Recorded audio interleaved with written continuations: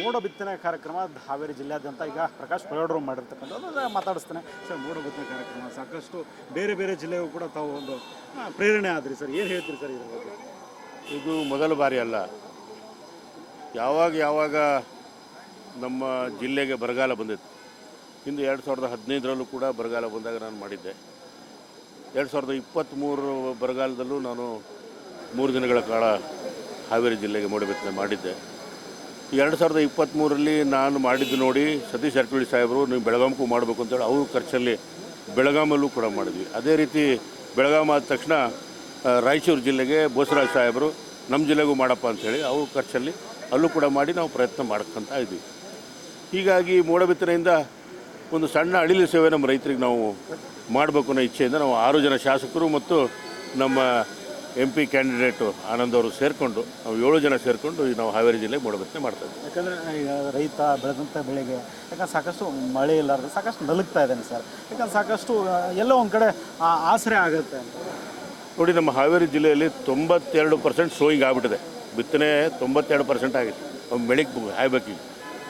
ಇಂಥ ಟೈಮಲ್ಲಿ ಮಳೆಯ ಅವಶ್ಯಕತೆ ಭಾಳ ಇರೋದ್ರಿಂದ ಸಾಕಷ್ಟು ಸಸಿಗಳು ಒಣಗಿ ಹೋಗ್ತಾ ಇರೋದ್ರಿಂದ ಈಗ ಮಳೆಯ ಭಾಳ ಅವಶ್ಯಕತೆ ಇದೆ.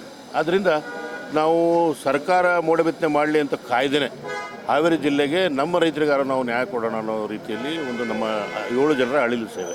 ಅಂದರೆ ಈಗ ಸ್ವತಃ ತಮ್ಮ ಖರ್ಚಿನಲ್ಲಿ ಮಾಡಿರ್ತಕ್ಕಂಥದ್ದು ಸರ್. ನಾವು 6 ಜನ ಶಾಸಕರು, ಒಬ್ಬರು MP ಕ್ಯಾಂಡಿಡೇಟ್ 7 ಜನ ಸೇರಿ ಇದು ಖರ್ಚನ್ನು ಭರಿಸ್ತಾ ಇದ್ದೀವಿ. ಓಕೆ. ಅಂದರೆ ಮುಂದೆ ಬೇರೆ ಬೇರೆ ಜಿಲ್ಲೆಯಲ್ಲೂ ಕೂಡ ಸಾಕಷ್ಟು ಬರಗಾಲ ಇರತಕ್ಕಂಥ ಪರಿಸ್ಥಿತಿ ಸರ್. ಬೇರೆ ಒಂದು ಶಾಸಕರು ಏನು ಹೇಳ್ತಾರೆ ಸರ್ ಕಿವಿ ಮಾತು? ಈಗ HK ಪಾಟೀಲ್ ಸಾಹೇಬರು, ಕೋನರೆಡ್ಡಿ ಸಾಹೇಬರು ಇಬ್ಬರು ಹೇಳಿದರು, ಧಾರವಾಡ ಡಿಸ್ಟ್ರಿಕ್ಟ್ ಮತ್ತು ಗದಗ ಡಿಸ್ಟ್ರಿಕ್ಕಿಗೆ ಸರ್ಕಾರ ಕೈಗೆ ಎತ್ಕೊಳ್ಳುತ್ತೆ ಅನ್ನೋ ಆಶಾಭಾವನೆ ಇದೆ. ಎತ್ಕೊಳ್ಳಿದ್ರೆ ನಮ್ಮ ಜಿಲ್ಲೆಗೂ ನಾವು ಮಾಡಬೇಕು ನೀನು ಬಂದು ಅಂತ ನನಗೆ ಒತ್ತಾಯ ಮಾಡಿದೆ. ಯಾಕಂದರೆ ಈಗಾಗಲೇ ರೈತರು ಬರಗಾಲ ಘೋಷಣೆ ಮಾಡಿರಿ ಹಾಗೆ ಈಗ ಸಾಕಷ್ಟು ಕೂಗುಗಳು ಕೇಳಿ ಬರ್ತಾ ಇದೆ. ಅದನ್ನು ಜುಲೈ ಮುಗಿಯೋವರೆಗೂ ಬರಗಾಲ ಅಂತ ನಾವು ಅನೌನ್ಸ್ ಮಾಡೋಕ್ಕಾಗೋದಿಲ್ಲ ಕಾನೂನು ಪ್ರಕಾರ. ಕಾನೂನು ಮತ್ತು ಟೆಕ್ನಿಕಲಿನೂ ನಾವು ಜುಲೈ ಮುಗಿಯೋವರೆಗೂ ವೆಯ್ಟ್ ಮಾಡಬೇಕಾಗುತ್ತೆ. ಬರಗಾಲ ಅಂತ ಅನೌನ್ಸ್ ಆಗೋದು ಯಾವಾಗ? ಜುಲೈ ಮುಗಿದ ಮೇಲೆ. ಅಲ್ಲಿವರೆಗೂ ನಾವು ರೈತರ ಬೆಳೆದಂಥ ಬೆಳೆಗೆ ಒಣಗಬಾರ್ದು ಅನ್ನೋ ಉದ್ದೇಶದಿಂದ ನಾವು ಈ ಒಂದು ಸಣ್ಣ ಪ್ರಯತ್ನವನ್ನು ಮಾಡ್ತೀವಿ. ಇದು 150 ವರ್ಷಗಳ ಹಿಂದೆ ಬಂದಂಥ ಬರಗಾಲ ತಿರುಗಿ ಈಗ ಬರ್ತಾಯಿದೆ. ಅದರಿಂದ ಇದು ಸೂಪರ್ ಎಲ್ನಿನೋ ಅಂಥೇಳಿ ಪೆಸಿಫಿಕ್ ಮಹಾಸಾಗರದಲ್ಲಿ ಉಷ್ಣಾಂಶ ಹೆಚ್ಚಾಗಿರೋದ್ರಿಂದ ಸೌತ್ ಏಷ್ಯನ್ ಕಂಟ್ರೀಸ್ಗೆ, ಇಂಡಿಯಾನ್ನು ಒಳಗೊಂಡು ಸೌತ್ ಏಷ್ಯನ್ ಕಂಟ್ರೀಸ್ಗೆ ಭೀಕರವಾದ ಬರಗಾಲ ಬರ್ತದೆ ಅಂತ ಈಗಾಗಲೇ ವಿಜ್ಞಾನಿಗಳು ಹೇಳಿದ್ದಾರೆ. ಆ ನಿಟ್ಟಿನಲ್ಲಿ ಬಂದಂಥ ಮೋಡಗಳನ್ನು ಬಿಡಬಾರ್ದು, ಅವನ್ನ ಕ್ಯಾಟಲೈಸ್ ಮಾಡಬೇಕು, ಅವನ್ನ ಮಳೆ ಬರೋ ರೀತಿಯಲ್ಲಿ ಮಾಡಬೇಕು ಅಂತ ಹೇಳಿ ನಾವು ಮೋಡ ಬಿತ್ತನೆಯನ್ನು ಕೈಗೆತ್ತಿದ್ವಿ. ಸರ್ ಈ ಹಿಂದೆ ಮಾಡಿದ್ರಿ ರಿಸಲ್ಟ್ ಯಾವ ರೀತಿ ಇತ್ತು ಸರ್? ನೋಡಿ, ನೀವು ಮಾತಾಡೋಕ್ಕೆ ಬರೋದಿಲ್ಲ ಇದ್ರ ಬಗ್ಗೆ.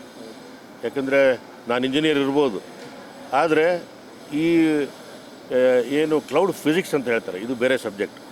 ಇದನ್ನು ಮಿನಿಸ್ಟ್ರಿ ಆಫ್ ಅರ್ತ್ ಸೈನ್ಸ್ ಕೇಂದ್ರ ಸರ್ಕಾರ 30 ವರ್ಷ ಸುದೀರ್ಘವಾಗಿ ಸಂಶೋಧನೆ ಮಾಡಿ 20ರಿಂದ 46% ಮಳೆ ಹೆಚ್ಚಾಗುತ್ತೆ ಅಂತ ಈಗಾಗಲೇ ಪಬ್ಲಿಷ್ ಮಾಡಿದ್ದಾರೆ. ಅದನ್ನು ಮಂತ್ರಿಗಳು ನಂಬಬೇಕಾಗುತ್ತೆ, ಮುಖ್ಯಮಂತ್ರಿಗಳು ನಂಬಬೇಕಾಗುತ್ತೆ, ಅಧಿಕಾರಿಗಳು ನಂಬಬೇಕಾಗುತ್ತೆ, ಬ್ಯೂರೋಕ್ರಾಟ್ಸು ನಂಬಬೇಕಾಗುತ್ತೆ. ನಾವು ಮಂತ್ರಿಗಳಾಗಲಿ ಅಥವಾ IAS ಆಫೀಸರ್ ಆಗಲಿ ಇದರ ಮೇಲೆ ಕಮೆಂಟ್ ಮಾಡಲಿಕ್ಕೆ ಸಾಧ್ಯ ಇಲ್ಲ. ಆದ್ದರಿಂದ ನಾವೆಲ್ಲರೂ ಸರ್ಕಾರ ಆಗಲಿ ಬ್ಯೂರೋಕ್ರಸಿ ಆಗಲಿ ನಾವು ಆ ವಿಜ್ಞಾನಿಗಳನ್ನು ನಂಬಿ ನಾವು ಈ ಮೋಡ ಬಿತ್ತನೆಯನ್ನು ಕೈಗೆತ್ಕೊಂಡು. Thank you sir. ಅಂದರೆ ಈಗಾಗಲೇ ಮೋಡ ಬಿತ್ತನೆ ಮಾಡಿರ್ತಕ್ಕಂಥ ಪ್ರಕಾಶ್ ಪೈವಾಡ್ ಅವರ ಮಾತಾಗಿರ್ತಕ್ಕಂಥದ್ದು. ಕ್ಯಾಮ್ರಾ ಪರ್ಸನ್ ಹೇಮಂತ್ ಜೊತೆ ಸಂಗಮೇಶ್ ಸತ್ಯಗಿರಿ, ಕರ್ನಾಟಕ TV, ಹುಬ್ಬಳ್ಳಿ.